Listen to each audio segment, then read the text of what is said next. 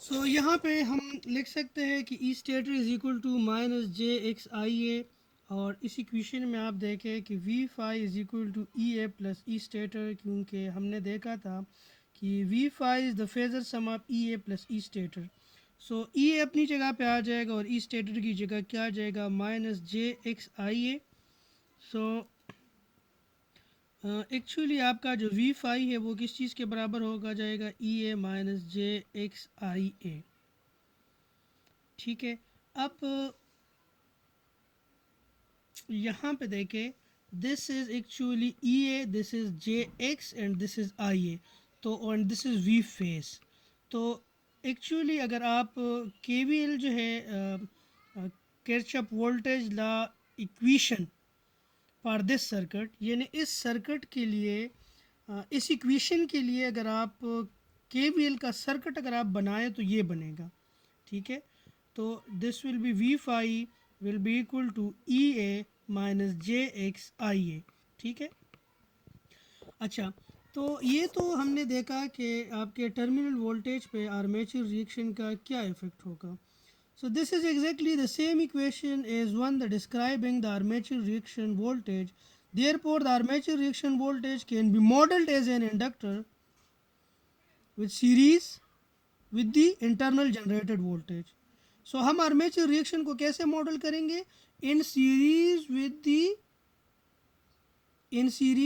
the internally generated EMF। हम एक inductor को लगाएंगे सीरीज में इंटरनल जनरेटेड EMF के साथ। ठीक है। अब हमने आर्मेचर रिएक्शन को तो हमने देख लिया, इसके अलावा हमारे पास दो और इफ़ेक्ट्स थे। वो कौन से इफ़ेक्ट्स थे, उसमें self inductance of the armature coils and the resistance of the armature coils. ठीक है। सो अगर आप क्या करें, self inductance of the armature coil को भी अगर आप यहाँ पे लेके आते हैं तो जे एक्स ए आई ए की जगह this is actually the self inductance of the armature coil, and this is actually the voltage drop due to the armature resistance। ठीक है। इन्होंने क्या किया कि इससे जे आई ए कामन निकाल दिया, एक्स प्लस एक्स ए को इन्होंने सिंक्रोनस रिएक्टेंस का नाम दे दिया। ठीक है। और इस इक्वेशन को उन्होंने लिखा कि V phi is equal to E A minus J X S I A minus R A I A. EA is the internally generated voltage. X is the synchronous reactance. Synchronous reactance is the combination of the self inductance plus the effect of the armature reaction। ठीक है। सो ये आपके पास क्या बन गया, V phi is equal to E A minus J X S I A minus R A I A. So it is now possible to sketch the equivalent circuit of a three-phase synchronous generator। ठीक है। The full equivalent circuit of a such generator is shown in figure 4.10। So actually this is the equivalent circuit of a three phase synchronous generator. ये आपके पास जो है ये rotor का circuit है। This is actually the ये rotor का circuit है। ये स्टेटर का सर्किट है, चूंकि स्टेटर थ्री फेज है तो इस वजह से ये तीन सर्किट्स हैं। Stator is three phase wound, so this is why ये phase one, this is phase two and this is phase three. ठीक है। और ये क्या है, रोटर का सर्किट है। तो रोटर को आप डीसी सोर्स से एक्साइट करते हो, ये आपके पास ये डीसी सोर्स हो गई। ये उसका अपना वेरिएबल रजिस्टर है। ये वेरिएबल रजिस्टर किस चीज़ को रिप्रेजेंट कर रहा है, क्योंकि आपने फील्ड करंट को भी कंट्रोल करना है। क्योंकि जब आप फील्ड करंट को कंट्रोल करोगे तो उसके ज़रिए आप किस चीज़ को कंट्रोल करोगे, फ्लक्स को कंट्रोल करोगे। और जब आप फ्लक्स को कंट्रोल करोगे तो आप इंटरनली जनरेटेड वोल्टेज को कंट्रोल करोगे। ठीक है। आर एफ जो है ये आपने जो वाइंडिंग की है, ये उस वाइंडिंग जो आपने वाइंडिंग के लिए जो आपने यूज़ किया है मटेरियल, ठीक है, ये उसका रेजिस्टेंस है, ये उसका सेल्फ इंडक्टेंस है। तो this is actually the equivalent circuit of a synchronous generator. ये आपके पास सॉरी ये आपके पास रोटर का सर्किट है और ये आपके पास थ्री फेज स्टेटर का सर्किट है। इससे पहले आप लोगों को ये अलहदा दिखाया गया था। ठीक है। कि थ्री फेजेस को थ्री सिंगल फेजेस के फॉर्म में शो किया गया था। यहाँ पे इन तीन फेजेस को अगर आप वाई कनेक्टेड करें तो ये आपके पास जो स्टेटर है this will be a Y connected stator, और अगर स्टेटर को आप डेल्टा कनेक्ट करें तो this will be a delta connected stator.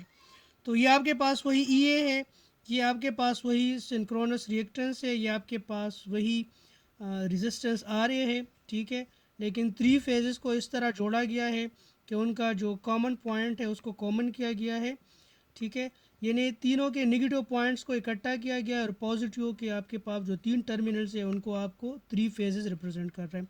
यहाँ पे क्या किया है कि पहले फेज़ का पॉजिटिव दूसरे फेज़ के नेगेटिव के साथ, दूसरे फेज़ का पॉजिटिव है जो तीसरे फेज़ के नेगेटिव के साथ, और उसका पॉजिटिव अगले के नेगेटिव के साथ जोड़ा गया है। तो आपके पास ये डेल्टा कनेक्शन आ गया, ठीक है।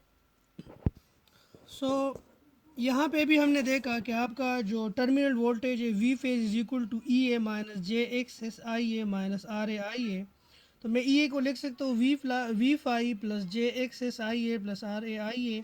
मैं यूँ भी लिख सकता हूँ E A is equal to V phase plus R A I A plus J X S I A, ठीक है। अब मैंने इसका क्या करना है, मैंने इसका फेज़र डायग्राम जो है वो बनाना है। तो what are phasor diagram? When the voltage is within a phase, यानी एक सिंगल फेज़ के अंदर जो वोल्टेजेस है that is E A internally generated voltage, V phi this is the voltage, terminal voltage, JXXIA, this is the voltage drop due to synchronous reactance, and RAIA, this is the voltage drop due to the winding resistance. So when these voltages within a phase and the current IA in the phase are plotted in such a fashion as to show the relationship among them, the resulting plot is called a phasor diagram. सो अब हम इनके relationship जो है voltage और current का, ये lagging भी हो सकता है, लीडिंग भी हो सकता है, यूनिटी भी हो सकता है। तो सबसे पहले हम यूनिटी पावर फैक्टर के लिए इसका फेज़र डायग्राम जो है वो ड्रा करेंगे। तो phasor diagram unity power factor के केस में आपका क्या हो जाएगा, let's suppose V phi, this is V phi, this is the reference. V phi आपका रेफरेंस है, तो वी फाई के साथ आप किस चीज़ को ऐड करोगे, आर ए आई ए। तो चूंकि पावर फैक्टर जो है, पावर फैक्टर इज़ वन, यानी यूनिटी है, तो यूनिटी पावर फैक्टर में आपका जो वोल्टेज और करंट होगा वो इन फेस होगा। तो इसके साथ किस चीज़ को ऐड करेंगे, आई ए आर ए। तो this is I A R A. यहाँ पे आप देखें वी और आई के दरमियान एंगल कितना है, this is zero in face. अब यहाँ पे देखिए इस आर आई ए के साथ आपने किस चीज़ को ऐड करना है, एक्स एस आई ए, लेकिन यहाँ पे जे भी है, तो जे का मतलब क्या है, 90 डिग्री, यानी आई ए, इस आई ए और इस आई ए के दरमियान एंगल कितना है, 90 है। तो आप क्या करें, यहाँ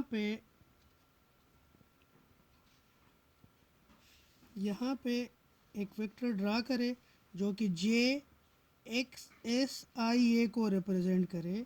तो इसका जो रिजल्टेंट वेक्टर होगा, दिस रिजल्टेंट वेक्टर, ये आपके पास क्या कहलाएगा, this will be E A.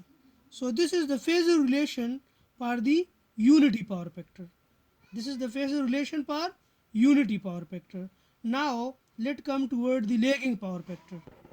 So lagging power factor के केस में अगेन आपका जो वी फाई है this will be the reference, लेकिन आपका आई ए जो है ये क्या करेगा, आई ए लेग करेगा, ये आई ए क्या करेगा, लेग करेगा। अब यहाँ पे देखिए वी फाई के साथ मैंने किस चीज़ को ऐड करना है, आर ए आई ए को। तो यहाँ पे मैं अगर आर ए आई ए को मैं ऐड करता हूँ तो this will B are A I ए, ये ड्यू टू द लेगिंग, यहाँ पे क्या कर रहा है, लेग कर रहा है। अब आर ए आई ए के साथ मैंने किस चीज़ को ऐड करना है, जे एक्स एस आई ए, यानी यहाँ पे एंगल कितना। सो इसके साथ अब मैंने किस चीज़ को ऐड करना है, जे एक्स एस आई ए। तो इसका इसके साथ एंगल कितना बनेगा, 90 बनेगा। तो यहाँ पे आप देखिए ये एंगल कितना बन रहा है, दिस एंगल इज़ 90, ठीक है। तो this is J X S I A. तो इसका जो रिजल्टेंट है this is what, this is E A. So this is the phasor diagram for what? This is the phasor diagram for lagging load। यहाँ पे आप देखें कि यहाँ पे आपका जो V फाई है this is less than E A, ठीक है। यहाँ पे आप देखें आपका जो V5 है this is very less than E A, ठीक है। नाउ लीडिंग लोड के केस में आप देखें कि जब आपका लोड जो है वो लीडिंग पावर फैक्टर का होगा तो उस केस में आपका जो फेजर डायग्राम है वो कैसे बने। So actually this is the equation. अब आपके पास रेफरेंस क्या है, what is the reference, this is the reference, V5 is the reference, I A R A, चूँकि आई ए लीड कर रहा है तो this is I A R A. और अब आई आर ए के साथ जो है वो कितना एंगल बना रहा है, वो 90 का एंगल बना रहा है। सो यहाँ पे आप देखें this is actually V5, this is I R A, चूँकि आपका करंट जो है वो लीडिंग करंट है, ठीक है, लीडिंग लोड है, तो दिस इज़ आई आर ए, आपका करंट लीड कर रहा है। और आई आर ए के साथ आपने यहाँ पे 90 एंगल के साथ जे एक्सिस आई ए ये ऐड कर दिया, तो आपके पास जो रिजल्टेंट है ये बन गया। तो यहाँ पे देखिए ई ए जो है, E A is less than V5। So leading load के केस में आपका जो ई ए है that will be less than V5। ये बुक में आप देखें this is the phasor diagram for the unity power factor.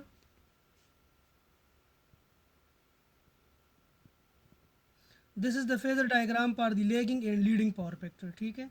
तो इसको आप लोग इसकी थ्योरी को थोड़ा गो थ्रू कर लें, इंशाल्लाह अगले लेक्चर में फिर मिलेंगे, ज़िंदा रहे तो IST के क्लासरूम्स में मिलेंगे। अपना बहुत ख्याल रखिएगा। ओके, अल्लाह हाफिज़।